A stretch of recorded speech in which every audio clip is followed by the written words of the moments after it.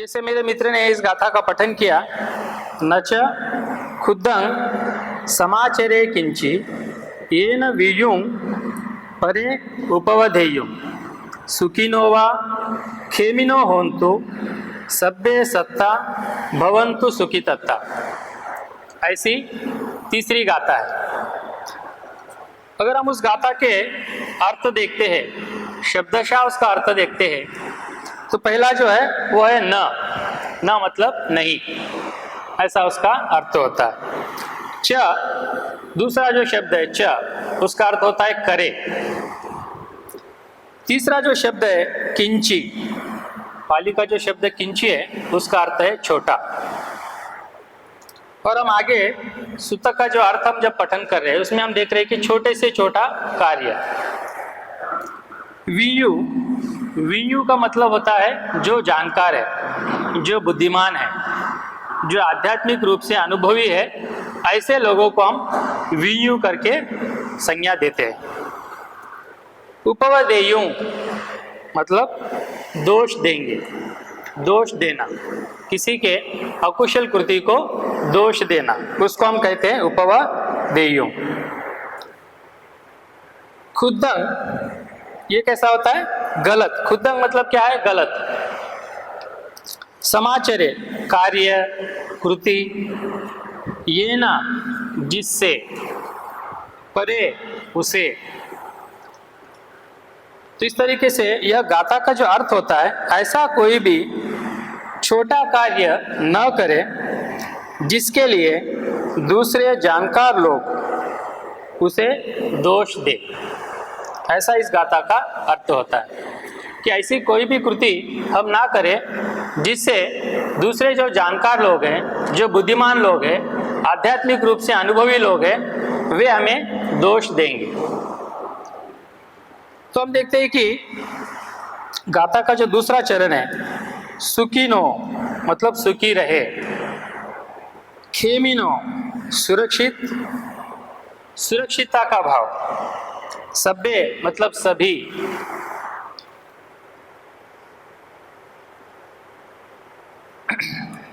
सत्ता मतलब क्या है? जो सजीव है, उन सभी सजीव प्राणियों को हम सत्ता कहते हैं।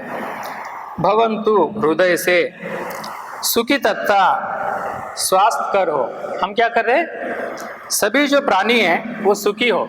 इस गाथा का क्या अर्थ होगा? इस प्रकार मैत्री करे कि सभी प्राणी सुखी रहे, क्षेमी और अत्यंत आनंदी रहे, ऐसा उस गाथा का अर्थ होता है। तो अभी हम शुरू करते हैं कि शुरुआत में हमने क्या पढ़ा था कि ऐसा कोई भी छोटे से छोटा अकुशल कार्य नहीं करना जिससे लिए दूसरे जानकार लोग, बुद्धिमान, आध्यात्मिक समाज में रहने वाले उसे दोष दे। तो मैं प्रयास करता हूं कि मेरा जो भी चर्चा है आपके साथ में वो प्रैक्टिकल हो, अनुभव के आधार पे मैं कुछ बातों को आपके सामने रखने का प्रयास करता हूं। तो आध्यात्मिक जीवन जो है, जैसे हम प्रतिज्ञाबद्ध होते हैं और आध्यात्मिक जीवन की शुरुआत करते हैं, तो हर एक के जीवन में, जैसे हम यहाँ जब भी आते हैं तो हमारा कोई ना कोई उद्देश्य होता है, कहीं ना कहीं से हमें आध्यात्मिक जीवन की कोई प्रेरणा मिलती है, एक झलक मिलती है, उसके आधार पे हम अपना आध्यात्मिक जीवन शुरू करते हैं। और जब हम आध्यात्मिक जीवन शुरू करते हैं, धीरे धीरे संपर्क में आते हैं, संपर्क में आने के बाद में हम मित्र बनना चाहते हैं, हम मित्र बनते हैं, उसी संपर्क में आचरण करते करते आगे चल के हम ब्रह्मचारी बनते हैं। तो एक तरीके से ये हमारा आध्यात्मिक प्रवास है। इसकी जो शुरुआत है वो कहीं ना कहीं किसी न किसी बिंदु से प्रेरित होकर हमने शुरू किया है।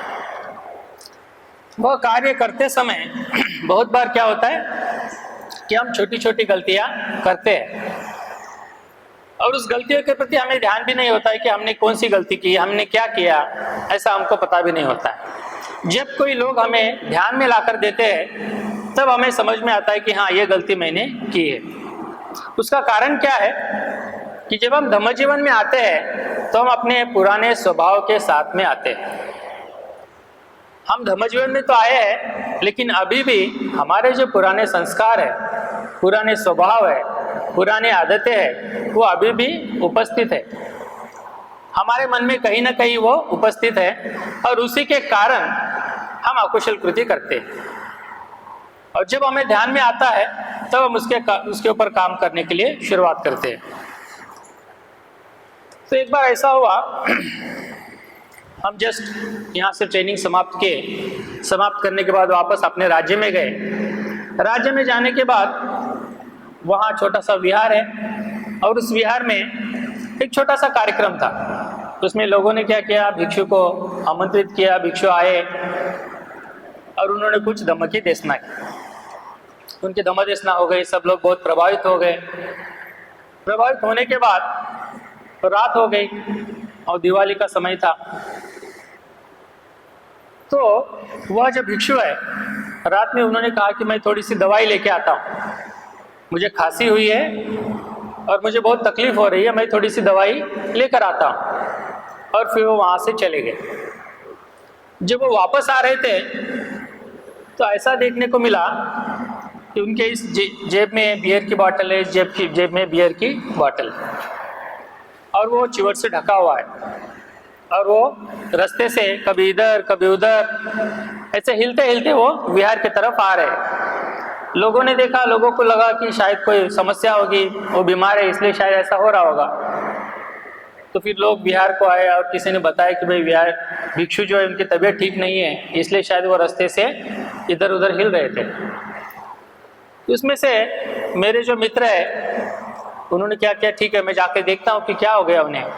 और फिर वो आकर उन्हें देखते हैं तो वो अंदर रूम में बैठे हुए हैं, और उन्होंने ग्लास में कुछ दवा ली।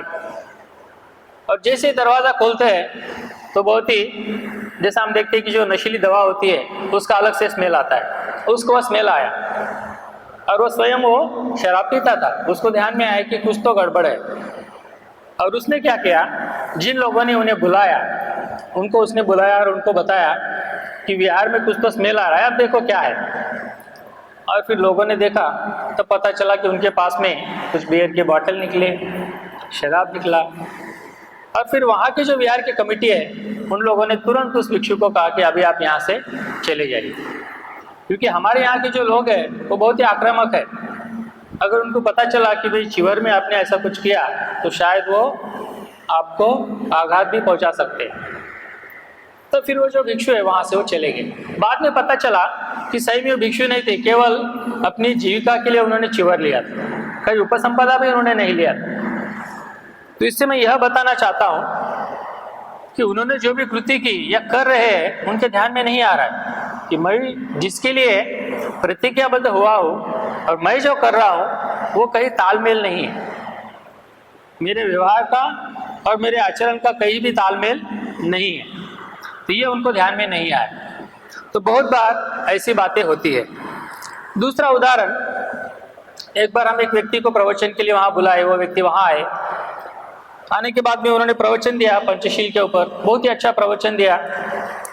ज़्यादा जोर उन्होंने पांचवें शील पे दिया, और पांचवा शील के ऊपर जोर देने के बाद वो वापस स्टेज से नीचे उतरे, और वहाँ कुछ लोग खड़े हैं, उनके साथ में उनकी चर्चा हो रही। चर्चा करते करते उन्होंने पूछा कि आप कहाँ से हैं। मैं और मेरे दो मित्र मेरे साथ में खड़े हैं, उनको उन्होंने पूछा आप कहाँ से हैं। तो उन्होंने कहा कि हम यही के हैं, लेकिन कुछ ट्रेनिंग लेने के लिए हम नागपुर गए थे और नागपुर से आए। तो उन्होंने कहा कि हाँ बराबर है, उस समय त्रैलोक्य बौद्ध महासंघ है, उनके साथ हमारा नहीं पड़ता है। तो मेरे मित्र ने पूछा कि भाई क्या कारण है, क्यों नहीं पड़ता है। तो उन्होंने कहा कि आप बताओ क्यों नहीं पड़ता है। फिर थोड़ी देर में उन्होंने क्या किया, दूसरे दोस्त को पूछा कि भाई कुछ है क्या। तो वो समझ नहीं पाए कि भाई क्या मांग रही है। वो पूछ रहे भाई खर्रा वगैरह कुछ है क्या, यानी अभी क्या हो गया, वो टॉक दिए, पंचशील के ऊपर टॉक दिए, पांचवें शील के ऊपर टॉक दिए, लेकिन स्टेज के नीचे उतरते ही वो पूछ रहे कि कुछ है क्या। तो फिर मेरे मित्र ने उनको कहा कि अभी मेरे समझ में आया कि क्यों हमारा नहीं पड़ता है। तो उसने पूछा भाई क्यों नहीं पड़ता है, जो आप कर रहे हो वो हम नहीं करते, इसलिए हमारा आपका नहीं पड़ता है। यानी मुझे क्या बताना है, बहुत बार हम बहुत कुछ बताते हैं लेकिन छोटी सी बात जो है उसके ऊपर हम काम नहीं कर पाते। जो आचरण सही में होना चाहिए वो आचरण नहीं कर पाते। और ऐसी छोटी छोटी गलतियां जब हम करते हैं तो जो लोग हमें देख रहे हैं वो हमारे साथ साथ हम जिस संस्था से रहते हैं, जिस संघ से हम संबंधित है, उस संघ का भी बदनाम होता है, उसकी भी बदनामी होती है। तो उस स्वयं व्यक्ति की तो बदनामी होती है, उसके साथ साथ उस संघ की भी बदनामी होती है। तो इसलिए हम जो भी कृति कर रहे हैं, कार्य कर रहे हैं, वह कार्य हम ध्यानपूर्वक करें कि अगर हमारी कोई गलती होती है तो उसे हम तुरंत सुधार लें। ऐसा नहीं है कि कोई हमें नहीं देख रहा है इसलिए हम जो भी कर रहे हैं वो सही है, ऐसा नहीं है। तीसरा एक उदाहरण देता हूँ कि यहाँ पे क्या हुआ, एक शिविर लगा, ये 2016 की बात है।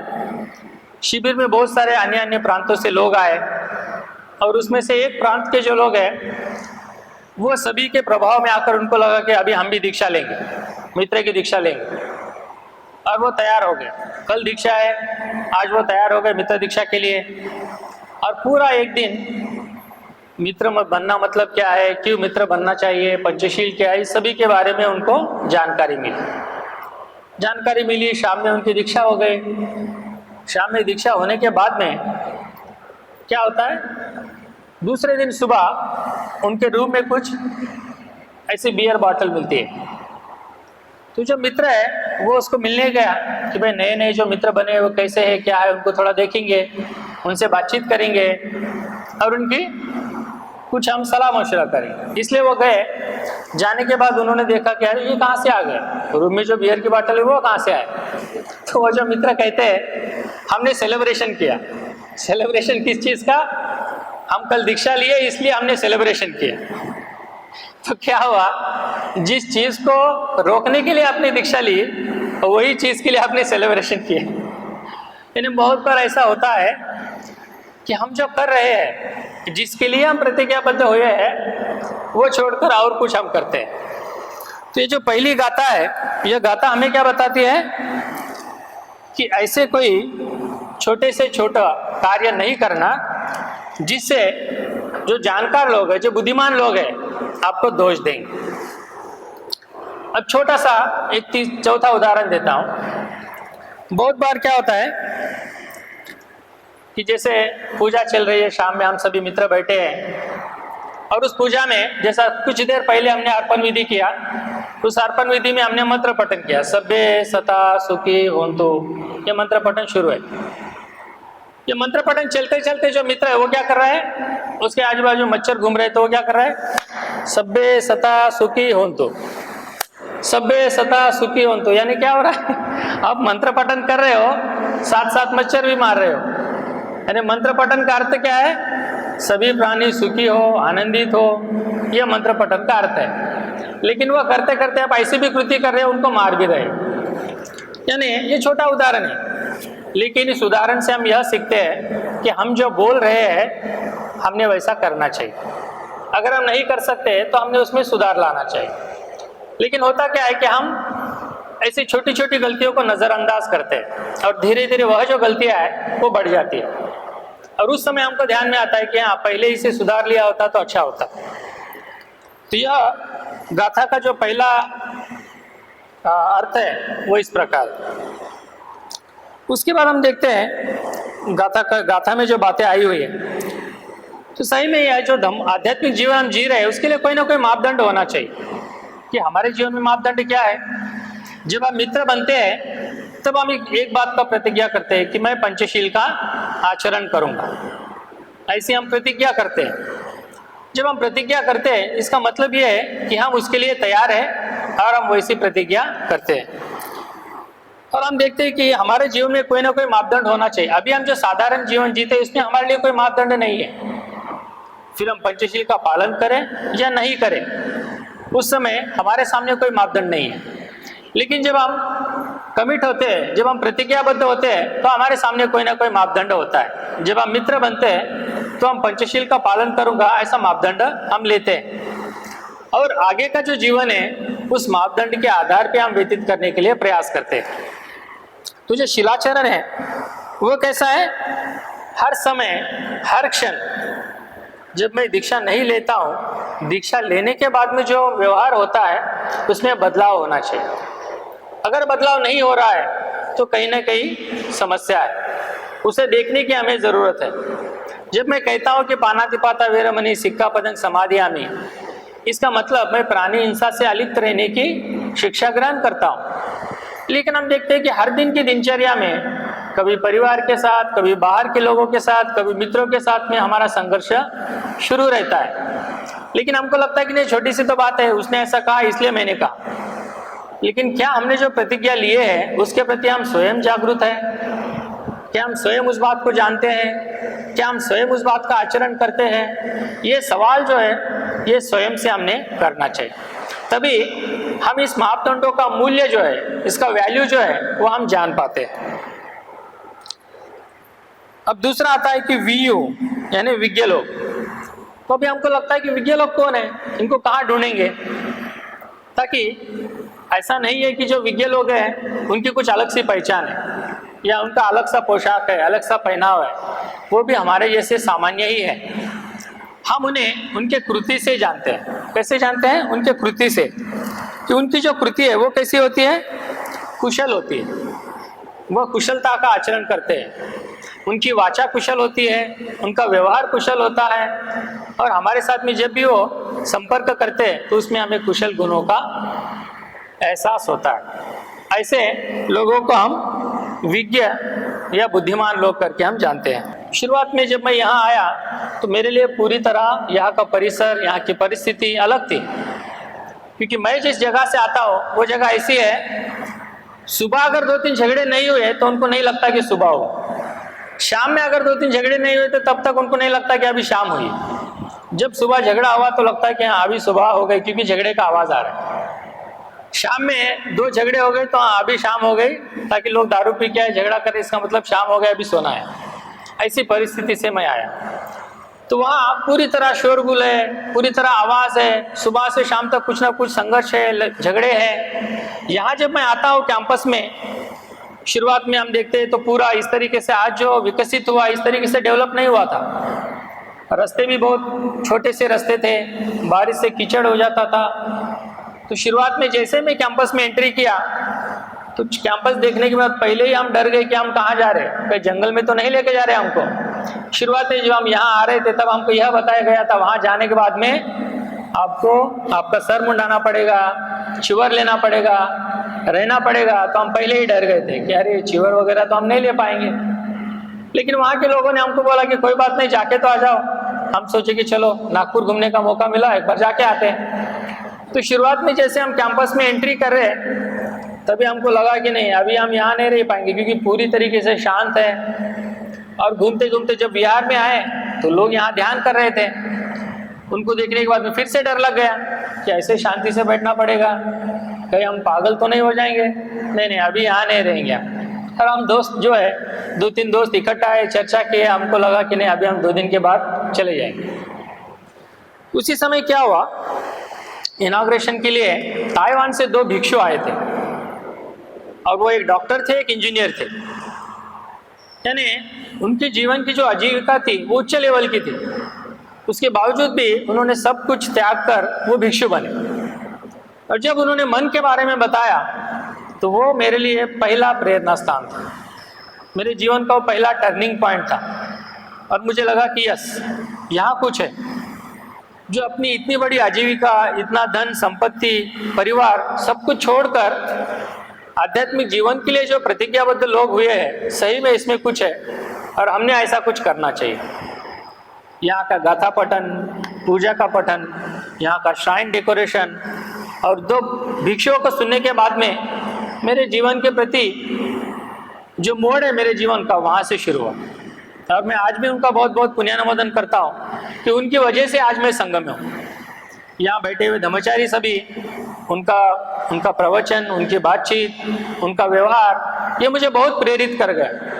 जहाँ लोग आपसे बात भी करना पसंद नहीं करते, ऐसी जगह कोई आपको सम्मान कर रहा है, कोई आपको प्यार से बात कर रहा है, यह मेरे लिए बहुत बड़ी बात थी। और मेरे जीवन में यह एक टर्निंग पॉइंट था। जब मैं उन दोनों भिक्षुओं को देखा तो मुझे लगा कि सही में ऐसा कुछ होना चाहिए, जीवन का कुछ ना कुछ अर्थ होना चाहिए। अभी तक हम जो जीवन जी रहे हैं, कहीं दारू पी के पड़े हैं, कहीं सिगरेट पी रहे, कभी गुटखा खा रहे हैं, तो कोई हमारे पास में भी आना पसंद नहीं करता। वह जीवन एक तरफ है, एक तरफ लोग आपको मदद करने के लिए तैयार है, आपके साथ प्यार से बात कर रहे हैं, आपका सम्मान कर रहे हैं, यह एक जीवन है। तो जीवन के दो पहलू है। तो जो जीवन आपको चाहिए ये हमको चुनना है कि क्या मुझे वैसे ही रहना है या कुछ आदर्शवत जीवन जीना है, कि हमको तय करना है। और उस दिन हम मित्रों ने तय किया कि नहीं, अगर हम कुछ करेंगे तो सही में हमारे जीवन का कुछ अर्थ होना चाहिए, और हमें जो इस उद्देश्य से यहाँ भेजा गया उस उद्देश्य को लेकर हमने यहाँ रहना चाहिए और पूरी ट्रेनिंग हमने करनी चाहिए। और वही उद्देश्य से हम यहाँ रहे और पूरी ट्रेनिंग हमने किया। यहाँ से जाने के बाद में अलग अलग जगह में हमने काम किया, और बिहारों में जाना, बिहार साफ करना, वहाँ पूजा पठन करना, प्रवचन देना, इस तरीके से हमारी गतिविधि शुरू हुई। 2003 से आज तक हमारी यह जो गतिविधियाँ है वो चल रही है। तो बताने का तात्पर्य ऐसा है कि आध्यात्मिक जीवन किस दिशा में आपको लेकर जा सकता है इसका कोई अंदाजा नहीं आता है। तो इसलिए यह जो बुद्धिमान लोग हैं वो हमेशा आपको मदद करते हैं, आध्यात्मिक जीवन में ऊपर उठने के लिए आपको मदद करते हैं, और उनके जीवन से हम प्रेरित होकर हमारा जो आध्यात्मिक जीवन है उसकी हम शुरुआत कर सकते हैं। और बहुत बार ऐसा होता है कि हमारी एक आदत होती है कि जो बुद्धिमान लोग हैं उनकी कुछ ना कुछ गलतियां हम देखते हैं, कुछ ना कुछ कमियां हम देखते हैं, और उस कमियों पे, उस गलतियों पे हम संदेह उठाते हैं। हम बोलते हैं कि ठीक है, मैं तो अच्छा कर रहा हूँ, वो मास्टर होके भी ऐसा कर रहे हैं, बुद्धिमान होके भी ऐसी गलती कर रहे हैं, तो हम किए तो क्या तकलीफ है, हम तो अच्छे हैं, हम तो कुछ नहीं है, फिर भी हम गलती कर रहे हैं तो हमारी कोई गलती नहीं है।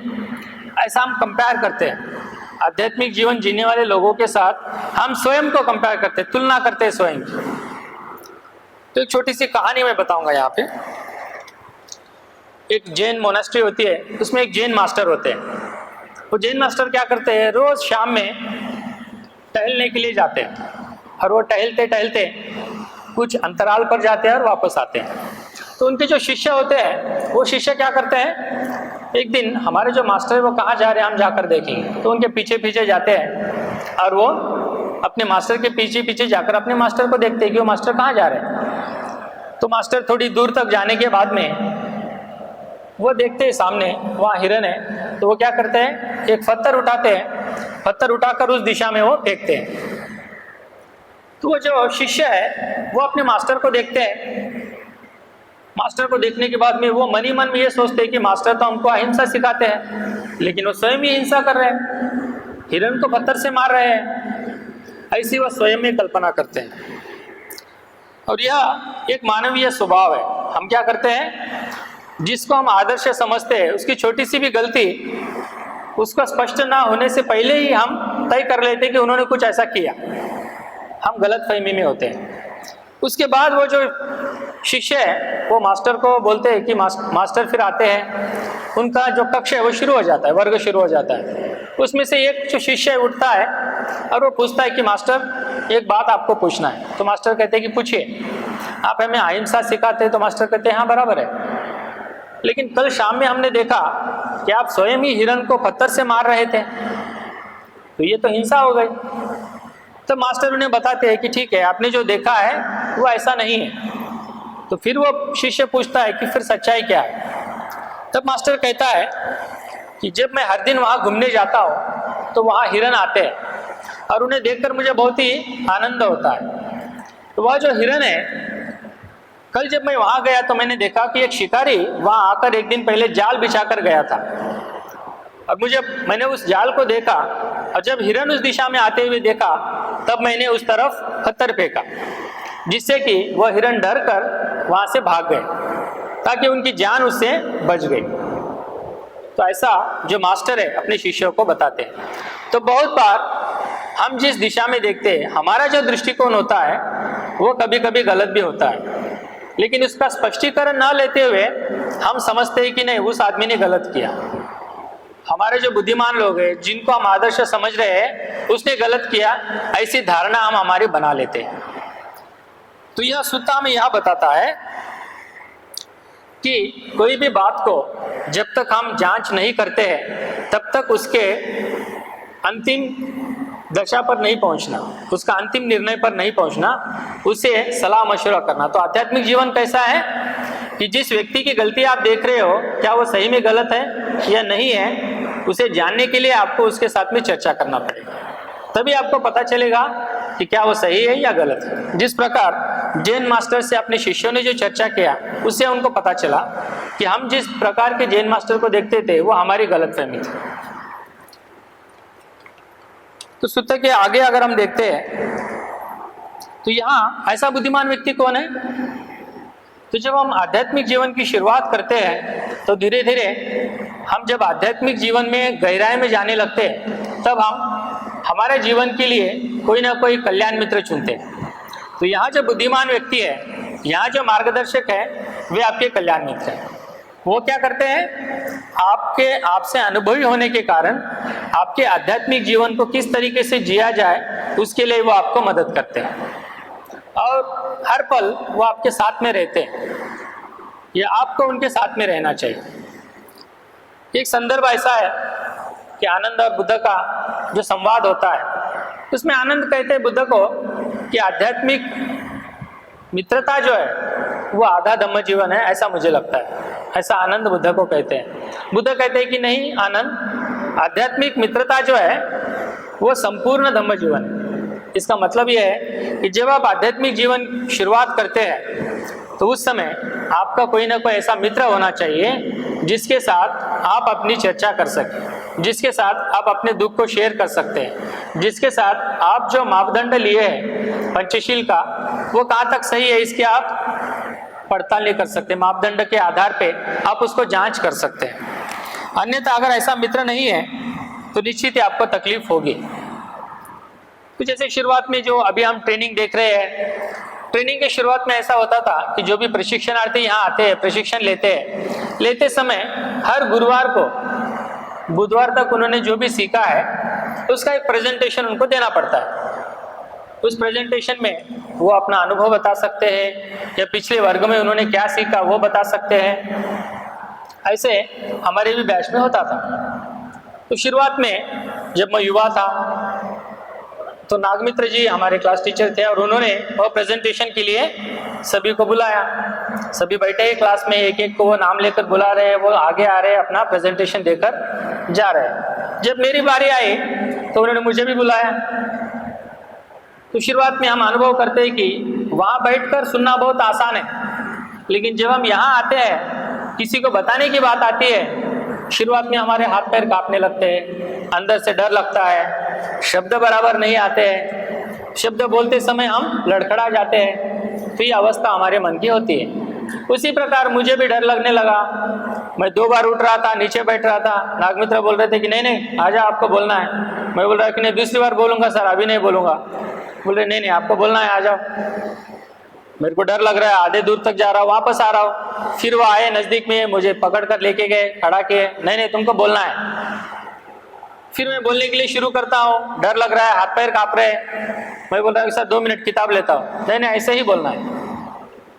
तो उस समय मेरे मन में उनके प्रति बहुत गुस्सा आ रहा है, मेरे मित्र है फिर भी मेरे साथ ऐसा कर रहे हैं। फिर आखिरी में उन्होंने बोला ठीक है अभी बैठ जाओ। तो मैं जाकर बैठ गया अपनी जगह।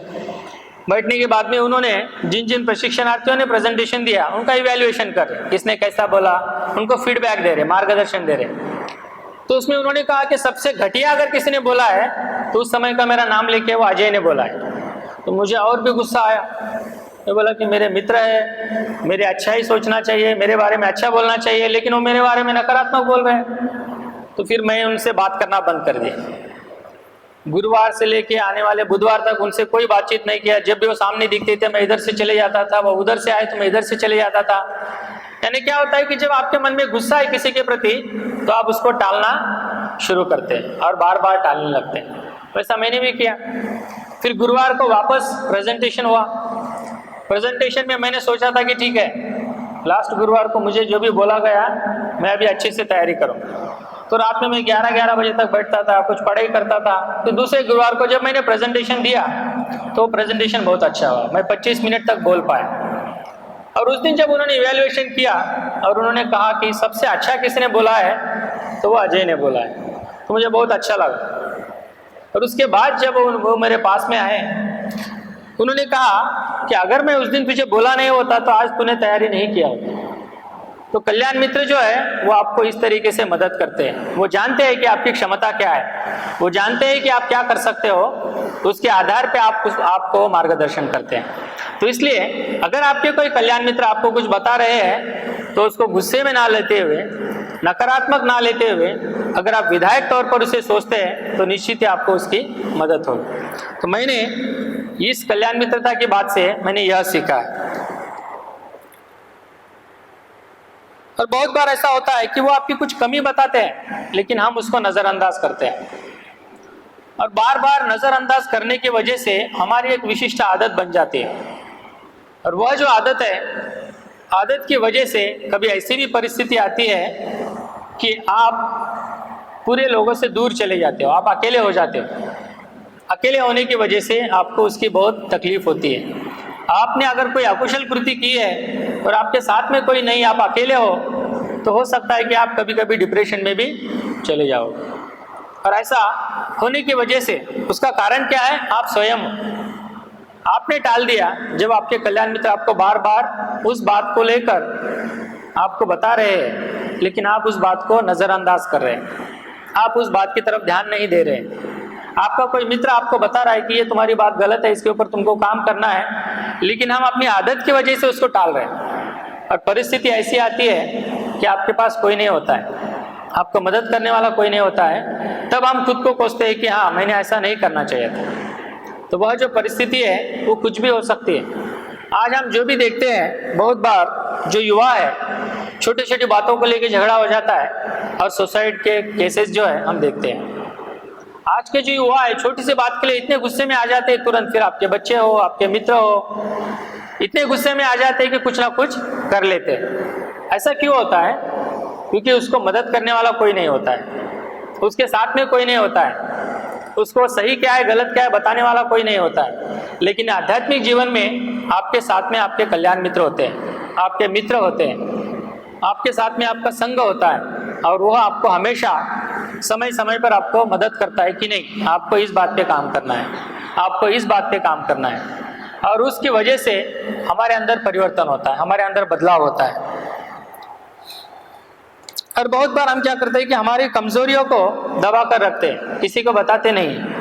तो यह जो बात है, यह बनते कहते हैं कि जो हमारा आध्यात्मिक जीवन है वो हमारी आधारशिला है। तो हम अगर आध्यात्मिक जीवन जीने के लिए प्रतिज्ञाबद्ध है, लेकिन हम ध्यान नहीं कर रहे हैं, पूजा नहीं कर रहे हैं, संपर्क नहीं कर रहे हैं, कोई धम्माभ्यास नहीं कर रहे हैं, तो क्या हो रहा है कि नाम के लिए आध्यात्मिक जीवन है लेकिन आचरण में हम आध्यात्मिक जीवन नहीं जी रहे। तो जो सामान्य व्यक्ति है उसके जैसा ही हमारा भी जीवन है, उसमें और हम में कोई फर्क नहीं है। तो आध्यात्मिक जीवन कैसा है? ये प्रतिज्ञाबद्ध है। जिस दिन आप दीक्षा लेते हो उस दिन से हमारे अंदर परिवर्तन करने की जो क्षमता है, उस क्षमता को हम धीरे धीरे बढ़ाते रहते हैं। जब हम पूजा करते हैं तो हम अपनी श्रद्धा को बढ़ाते हैं, संपर्क करते हैं तो हमारे अंदर जो कमियां हैं उसको हम बढ़ाते हैं, शिविर में जाते हैं तो हम स्वयं को देखते हैं, ध्यान साधना से हम स्वयं के ऊपर काम करना शुरू करते हैं। तो यह जो बातें हैं हमारे आध्यात्मिक जीवन को विकसित करने के लिए महत्वपूर्ण है, लेकिन हम ऐसा नहीं करते हैं, तब हम आध्यात्मिक जीवन से दूर चले जाते हैं। और बहुत बार ऐसा भी होता है, जैसे हम कम्युनिटी में रहते हैं तो हमारे कोई नज़दीक के मित्र है, साधारण जीवन जीते समय भी हमारे कोई मित्र है, उन्होंने कुछ गलती किया तो हम क्या करते हैं, नहीं हमारे मित्र है ना, छोड़ दो, जाने दो। हम उसकी गलती को उसको नहीं बताते, और उलट क्या करते हैं, उसको बोलते हैं कि ठीक है कोई बात नहीं, हो जाता है। उसकी गलती को हम सराहना करते हैं। लेकिन आध्यात्मिक जीवन कैसा है? अगर वो गलत है तो उसे बताओ, उसे मदद करो, ताकि तुम यहाँ गलत हो, तुम्हारा यह स्वभाव गलत है जिसकी वजह से स्वयं को भी तकलीफ होती है, औरों को भी तकलीफ होती है। तब वो क्या करता है, उसमें सुधार लाने का वो प्रयास करता है। और आध्यात्मिक जीवन जो है वो एक तरीके से क्या है, संघर्षमय है। साधारण जीवन जीना है उसके लिए कोई मापदंड नहीं है, लेकिन आध्यात्मिक जीवन जीना है तो उसके लिए मापदंड है। हर समय, हर क्षण, हर पल आपको पंचशीलों का आचरण करना पड़ेगा। आप बाहर हो तब भी आप धम्म मित्र हो, घर में हो तब भी आप धम्म मित्र हो, आप अपने बीवी के साथ में संपर्क कर रहे हो तब भी आप मित्र हो, आप किसी व्यक्ति के साथ में संपर्क कर रहे हो तब भी आप मित्र हो। ऐसा नहीं है कि मैं धम्म मित्र बनाऊं तो थोड़ी देर के लिए ब्रेक लेता हूं और बाद में फिर से आचरण करता हूं, ऐसा नहीं है। यह जो प्रतिज्ञाबद्ध जीवन जो है वो हर पल हर क्षण समय समय पर हमारे साथ में है। तो इसलिए हर समय हमने अपनी आदत को देखते रहना है और उसमें परिवर्तन करते रहना है।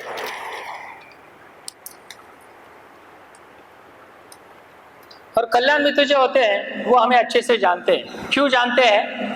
क्योंकि वो हमसे आध्यात्मिक आचरण में हमसे अनुभवी है। उसकी वजह से वो आपको अच्छे से जानते हैं कि कहाँ आप नाराज हो, कहाँ आपकी कमी है, कहाँ आप वीकनेस है और कौन से बात के ऊपर आप काम नहीं कर रहे हो, ये बात वो जानते हैं। और बहुत बार हम क्या करते हैं, हमारे वीकनेस को टालने की वजह से उनसे मिलना हम छोड़ देते हैं, संपर्क करना छोड़ देते हैं। लेकिन जब हम संपर्क करते हैं उनसे तब हमें पता चलता है कि हाँ हमारी ये वीकनेस है और कल्याण मित्र हमको वो ध्यान में ला कर देते हैं। उसकी वजह से हम उसके ऊपर काम करना शुरू करते हैं।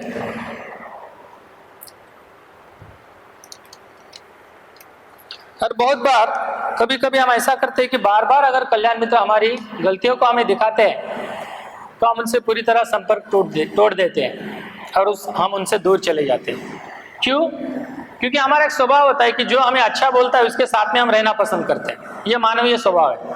जो हमें हमारी गलतियां दिखाता है उससे हम दूर होना पसंद करते हैं। उदाहरण के लिए अगर कोई शराब पीने वाला है तो उसको वैसे ही संगति अच्छी लगती है, कोई गुटखे खाने वाला है तो उसको वैसी संगत अच्छी लगती है, कोई सिगरेट पीने वाला है तो उसको उसकी संगत अच्छी लगती है। क्यों? क्योंकि हमारा स्वभाव है और उस स्वभाव के वजह से हम उन लोगों के पास में होते हैं। लेकिन कल्याण मित्र क्या करते हैं, हमारी उस गलती को हमें दिखाते हैं और हमें उसके ऊपर काम करने के लिए हमें मदद करते हैं। पर आध्यात्मिक जीवन जो है वो आपके लिए हमेशा चेतावनी वाला जीवन है, चैलेंज वाला जीवन है। क्या ऐसा नहीं है कि हम जो जी रहे कोई देख नहीं रहा है, ऐसा नहीं है। आध्यात्मिक जीवन जीते समय हर कोई हमारी तरफ देख रहा है, कोई देख रहा है इसलिए हमें ऐसा नहीं करना है। हमें स्वयं में परिवर्तन लाना है, इसलिए हमें ऐसी कृति करनी है।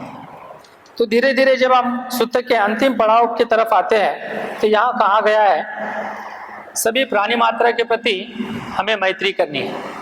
तो हम देखते हैं कि बहुत बार हमारा जो स्वभाव होता है वो अकेला रहना हमको अच्छा लगता है। किसी किसी का स्वभाव ऐसा होता है, मेरा स्वभाव ऐसा है, लोगों में मिलना, लोगों से बातचीत करना, समय बिताना ये हमको अच्छा नहीं लगता है।